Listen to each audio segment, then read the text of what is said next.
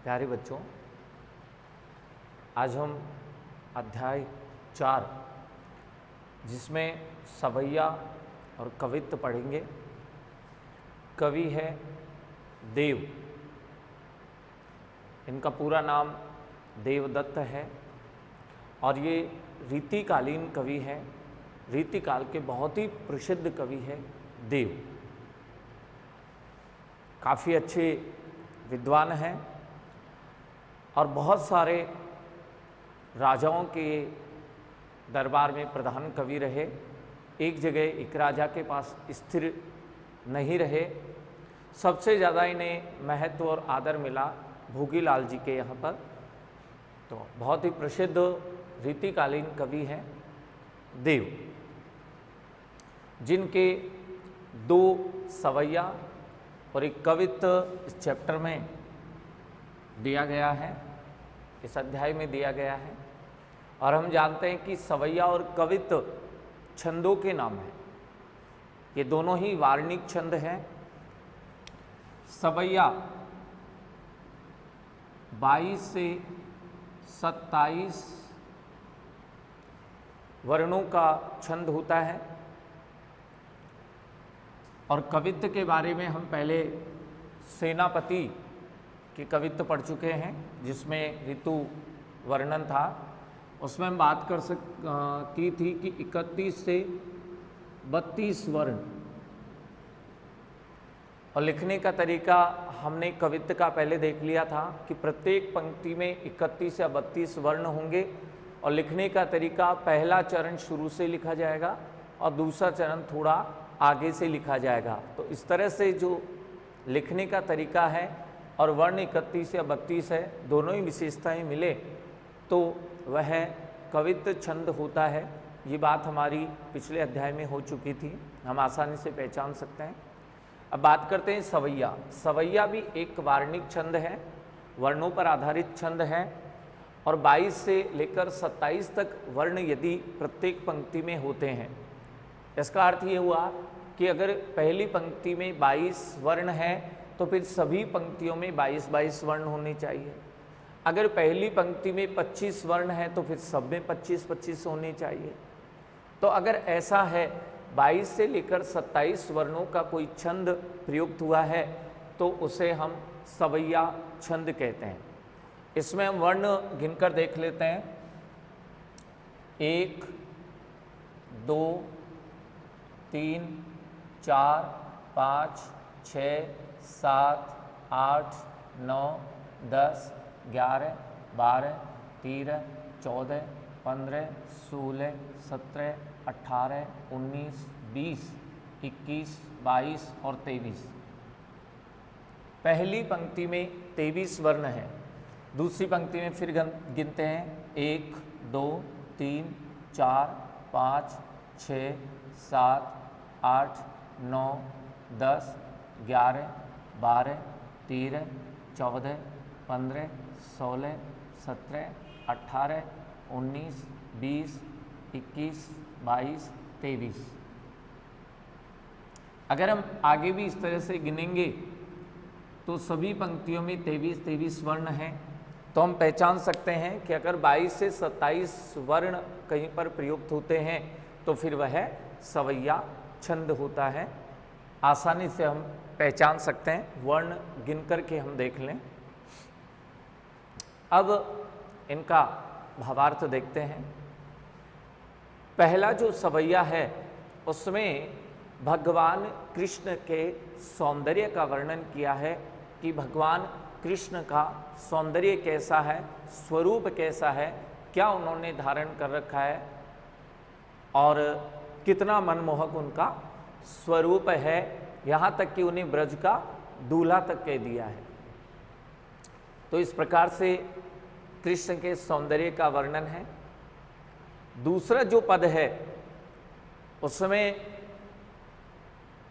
एक गोपी अपनी सखी से कह रही है कि वर्षा ऋतु का मौसम था, बारिश शुरू हो गई थी और भगवान कृष्ण ऐसे समय मुझे आकर कहते हैं कि चलो झूला झूलने चलते हैं, लेकिन वास्तव में जब मैं जाने लगी तो मेरी नींद टूट गई। अर्थात मैं केवल स्वप्न देख रही थी, वास्तव में भगवान कृष्ण वहाँ नहीं थे। और जब मेरी नींद टूट गई तो इतना अच्छा स्वप्न चल रहा था कि मेरी तो किस्मत ही फूट गई, मेरे तो भाग्य ही खराब हो गए। और अब जहाँ स्वप्न में बारिश हो रही थी वहाँ अब मेरी आँखों से भगवान कृष्ण का सामीप्य छूटने के कारण आंसू गिरने लग गए। दूसरे सवैया में इस तरह का वर्णन किया है उन्होंने। और जो कवित्त है इसमें उसी प्रकार से बारिश ऋतु का वर्णन है। पायनी नुपुर मंजू बजे, पायनी यानी पाँव में,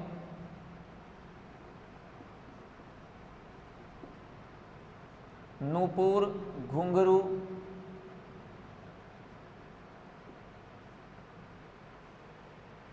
मंजू यानी सुंदर मधुर, बजे यानी बज रहे हैं।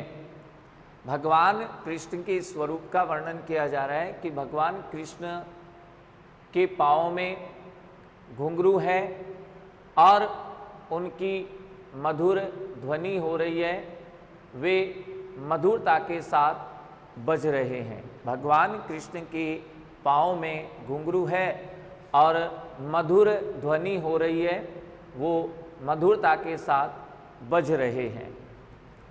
कटी यानी कमर, किंकिनी यानी करधनी,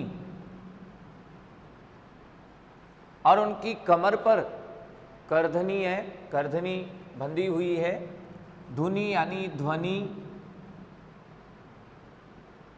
मधुराई यानी मधुर, और उस करधनी की भी मधुर ध्वनि हो रही है। भगवान कृष्ण ने पाँव में घुंघरू पहन रखे हैं, नूपुर पहन रखे हैं और उनकी मधुर ध्वनि हो रही है, वे मधुरता के साथ बज रहे हैं।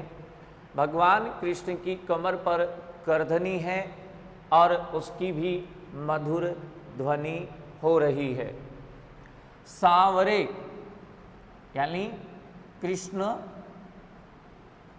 जो सांवले रंग के हैं, सांवरे यानी सांवले, अंग लसे, पट पीत, पट यानी वस्त्र और पीत यानी पीले और लसे यानी सुंदर। भगवान कृष्ण के सांवले अंग है, उनका सांवला स्वरूप है, तो अपने सांवले अंगों पर पीले वस्त्र पहने हुए हैं और वे बहुत ही सुंदर लग रहे हैं। भगवान कृष्ण के अंग सांवले हैं और उन्होंने पीले वस्त्र धारण कर रखे हैं, इसलिए वो बहुत ही सुंदर लग रहे हैं। हिये हुल से, हिये यानी हृदय और हुल से यानी प्रसन्नता।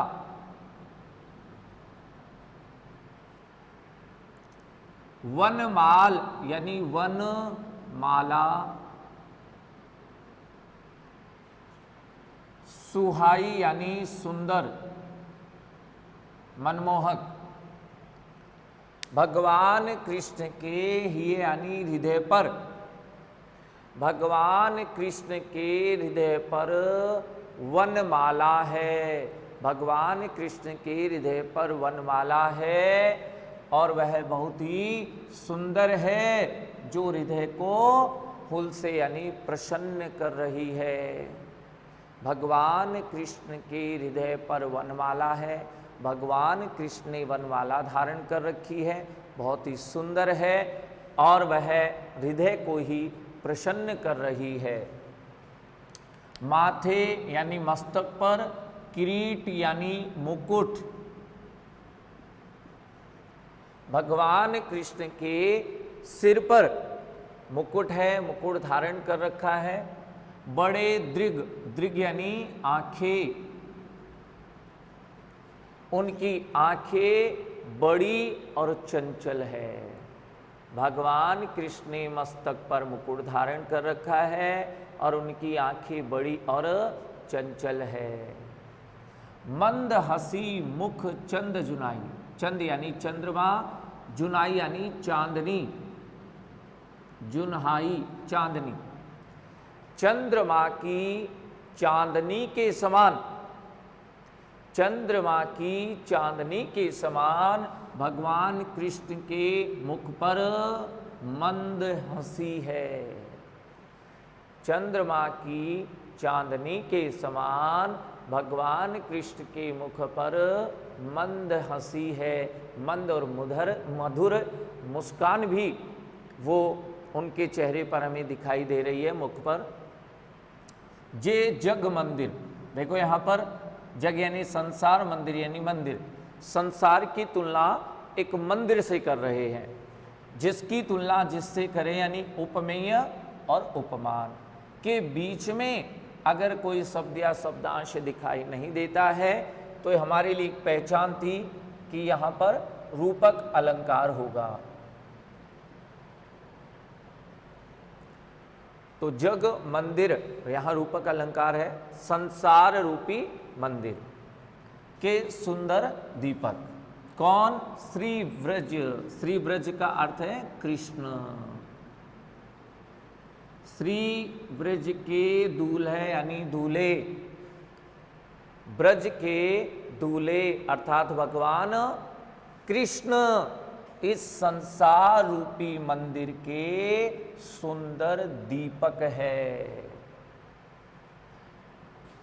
ब्रज के दूल्हे अर्थात कृष्ण इस संसार रूपी मंदिर के सुंदर दीपक है। इस संसार रूपी मंदिर को प्रकाशित करने वाले हैं। देव हमारे कवि हैं, ये कह रहे हैं कि वे मेरी सहाय यानी सहायता करे। वे कृष्ण, ऐसे कृष्ण सदैव मेरी सहायता करे अर्थात मुझ पर कृपा बनाए रखे। ब्रज के दूल्हे अर्थात भगवान कृष्ण संसार रूपी मंदिर के सुंदर दीपक हैं और ये भगवान कृष्ण सदैव मेरी सहायता करे, मुझ पर कृपा बनाए रखे। धार में धाय धसी निराधार हवे, निराधार हवे बिना आधार के, बिना सहारे के। बिना सहारे के ही मेरी आंखें धाय धसी, धाय यानी दौड़कर, धसी यानी धस गई है, धार यानी धारा। और कौन सी धारा? भगवान कृष्ण के सौंदर्य की धारा। भगवान कृष्ण के सौंदर्य की धारा में एक सखी, एक गोपी दूसरी अपनी सखी को कह रही है कि बिना सहारे के ही, बिना आधार के ही मेरी ये आंखें हैं, मेरी ये दृष्टि है, वह भगवान कृष्ण की सौंदर्य की धारा में दौड़कर धस गई है, समा गई है। हे सखी, मेरी ये दृष्टि बिना सहारे के, बिना आधार के ही भगवान कृष्ण के सौंदर्य की धारा में दौड़कर धस गई है, समा गई है। जाय फंसी, और जाकर ऐसी फंस गई है कि उक्सी न अबेरी, अबेरी यानी प्रयास, और प्रयास करने पर भी न यानी नहीं, उक्सी यानी निकल पा रही है। और ऐसे जाकर फंस गई है कि अब प्रयास करने पर भी वह बाहर नहीं निकल पा रही है। हे सखी, एक गोपी कह रही है कि हे सखी, मेरी ये दृष्टि, मेरी ये आंखें बिना आधार के ही भगवान कृष्ण के सौंदर्य की धारा में दौड़ करके फंस गई है, धस गई है, और इस तरह जाकर फंस गई है कि अब प्रयास करने पर भी वहां से निकल नहीं पा रही है। री अंगराई, अंगराई यानी अंगड़ाई, री यानी ली है। अंगड़ाई लेकर गहरी गिरी, गहरी ये गिर गई है। अंगड़ाई लेकर इतनी गहरी गिर गई है कि गही यानी ग्रहण करना, पकड़ना, कि उसे पकड़कर फेरे फिरी वापस लाना चाहे, उसे पकड़कर, गही यानी ग्रहण करना, पकड़ लेना, उसे पकड़ करके फेरे फिरी वापस लाना भी चाहे तो घिरी न घेरी, घेर कर लाने पर भी वह घिरी नहीं, वापस नहीं लौट रही है। अगर घेर कर, चारों तरफ से घेर कर भी उस दृष्टि को वापस लाना चाहे तो मेरी वह दृष्टि वापस नहीं आ पा रही है। अंगड़ाई लेकर के इस तरह और इतनी गहरी उस सौंदर्य के धारा में गिर पड़ी है कि अब प्रयास करने पर भी बाहर नहीं निकल पा रही है, वापस नहीं आ रही है।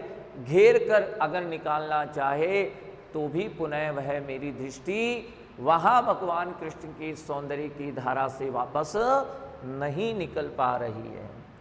देव हमारे कवि हैं, कछु अपनो बसना, कछु यानी कोई, अपनो यानी अपना, वस यानी वस, न यानी नहीं है। इसमें मेरा कुछ भी वश नहीं है, अर्थात इस जो मेरी दृष्टि भगवान कृष्ण के सौंदर्य की धारा में डूब चुकी है, घिर चुकी है, समा गई है, अब उसको बाहर लाने में मेरा कुछ भी वश नहीं है, मैं परवश हो गई हूं। रस लालच, भगवान कृष्ण के सौंदर्य के रस की लालच में, सौंदर्य के रस की लालच में, लाल यानी कृष्ण, भगवान कृष्ण के सौंदर्य के रस की लालच में चित्ते भई चेरी, चित्त यानी मेरी दृष्टि, मेरा चित्त, भई यानी हो गई, और चेरी यानी दासी, मेरी दृष्टि भगवान कृष्ण की दासी हो गई है। भगवान कृष्ण के सौंदर्य की रस की लालच में, उनका सौंदर्य रूपी रस पीने के लालच में मेरी ये दृष्टि तो उनकी दासी हो गई है।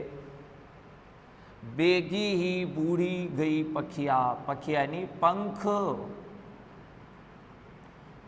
बूढ़ी गई यानी डूब गई, बेगी यानी शीघ्र,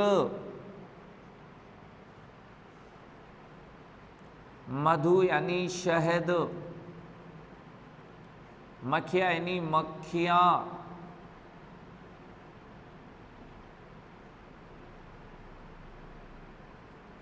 भई यानी गई, मेरी यानी मेरी। देखिए यहां बताया गया है कि जैसे मक्खिया शहद की लालच में, मक्खिया शहद की लालच में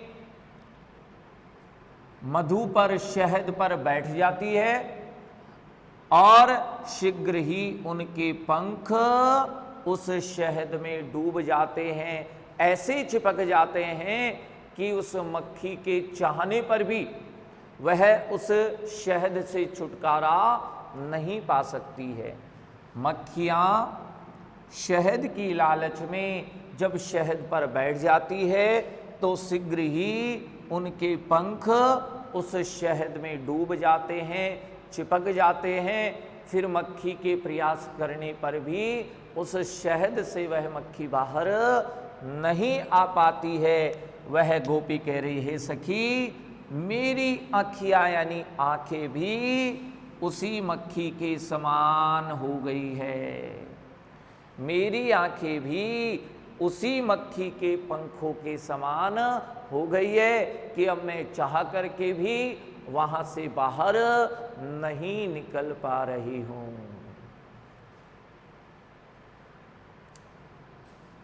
जहरी जहरी झीनी बूंद है परती मानो, जहरी झड़ लग जाना, लगातार गिरना, झीनी यानी बारीक या पतली, पड़ती यानी पड़ रही है। यहाँ मानो का प्रयोग है, उत्प्रेक्षा अलंकार भी होगा।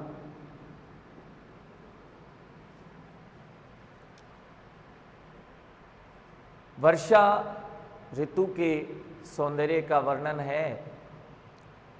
गोपी अपनी सखी से कह रही है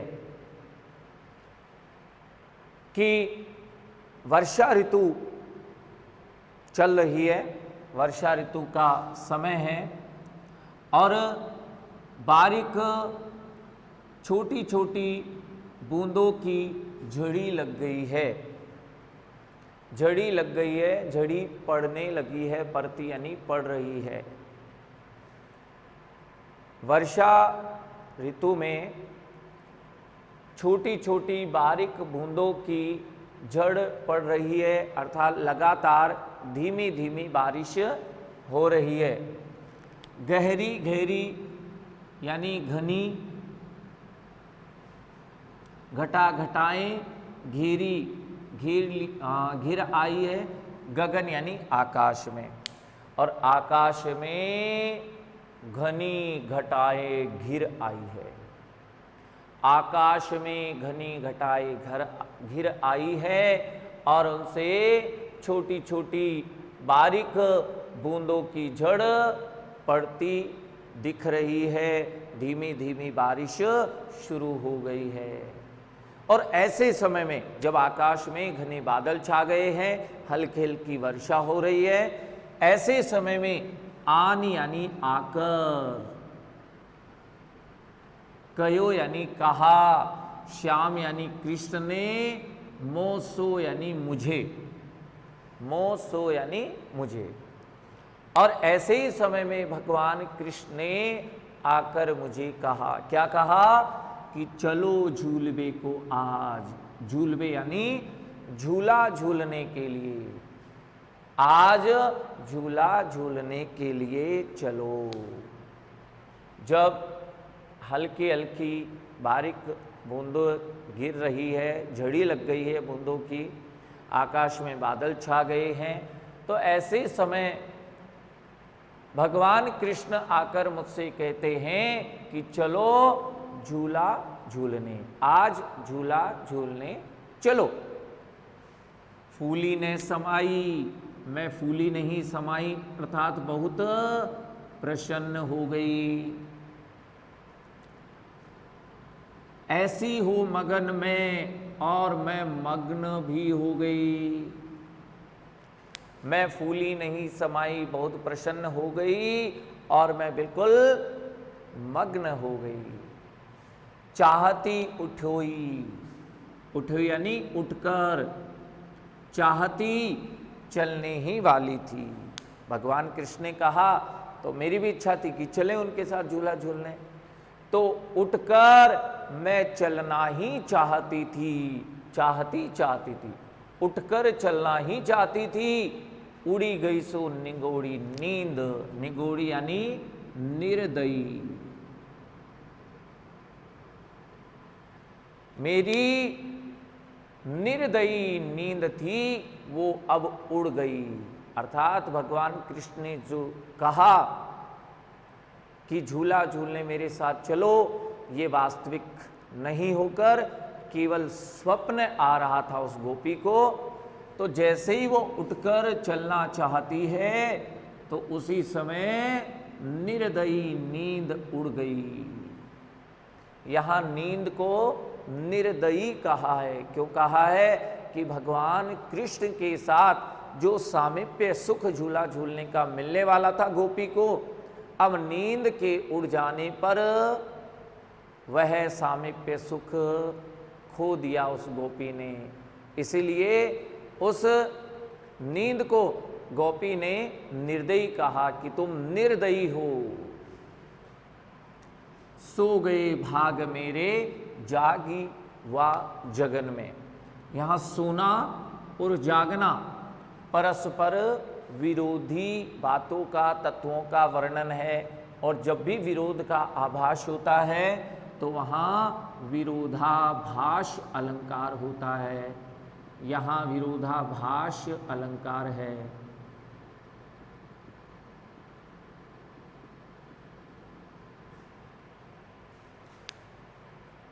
गोपी कह रही है कि मेरे जाग जाने पर, जगन यानी जाग, जागी यानी जाने पर, दोनों का अर्थ है कि जाग जाना। मेरे जाग जाने पर मेरे भाग सो गए। मेरे जाग जाने पर मेरे भाग सो गए। अर्थात मैं इतनी भाग्यशाली थी कि भगवान कृष्ण के साथ झूला झूलने जा रही थी, लेकिन अब मैं जाग गई तो मेरे भाग्य सो गए। अर्थात मैं दुर्भाग्यशाली हो गई। मेरे यहाँ सौभाग्य थे, अब वह दुर्भाग्य में बदल गए। आँखें खोल देखो तो, मैंने आंखें खोलकर देखा तो घन है न घनश्याम। वहां न तो बादल थे और न घनश्याम यानी कृष्ण थे।